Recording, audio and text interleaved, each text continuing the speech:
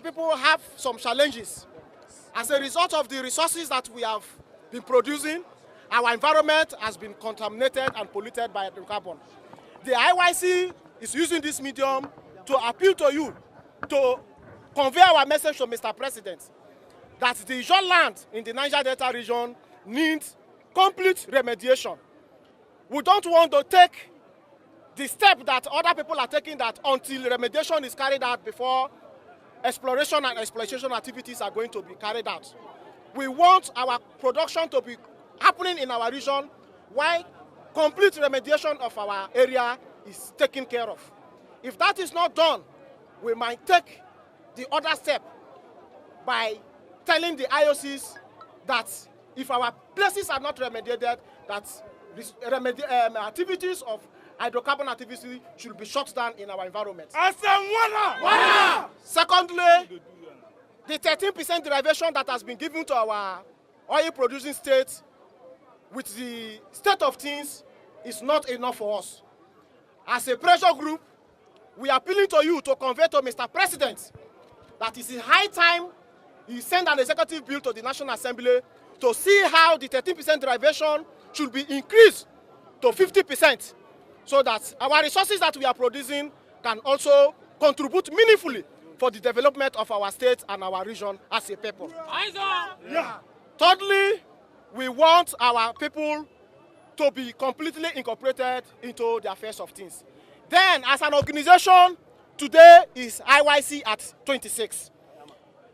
The Ijaw has a tradition, and the IYC and its organs have identified you as the grassroots general of Ijaw nation. And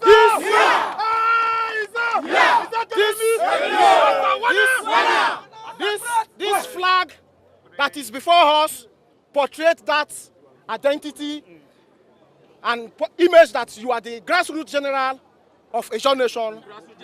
And from today henceforth, you are known as the grassroots general of Ijaw nation. Thank you and God bless you as we give this to you. Thank you very much, sir. We are marking Ijaw Day, the Boro Day.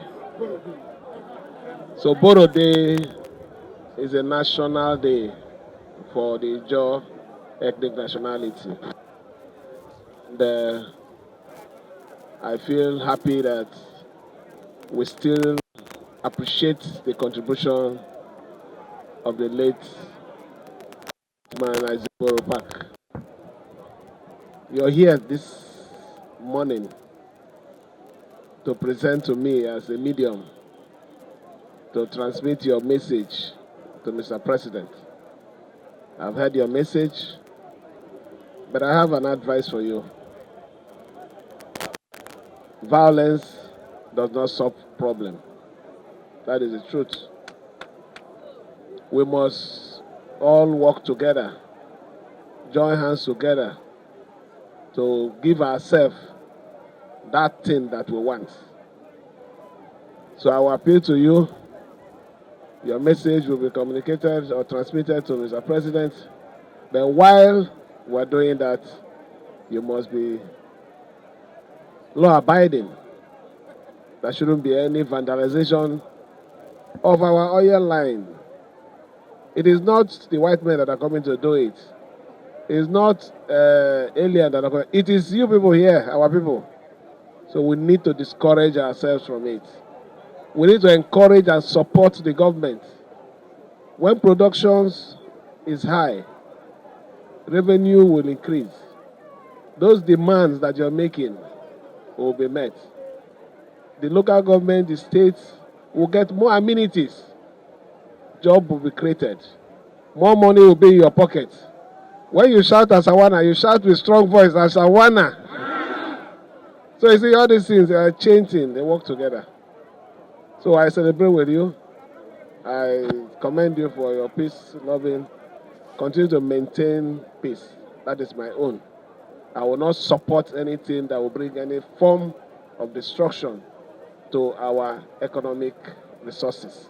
I will not support anybody that will bring any form of disgrace to this government or the federal government. I will not support that. What is important to us is everybody must work together. You, myself, and the people at the center to give ourselves that thing that we desire. Better standard of living, better ecosystem, devoid of pollution and other things. We'll work together for it. It is not just one person's responsibility.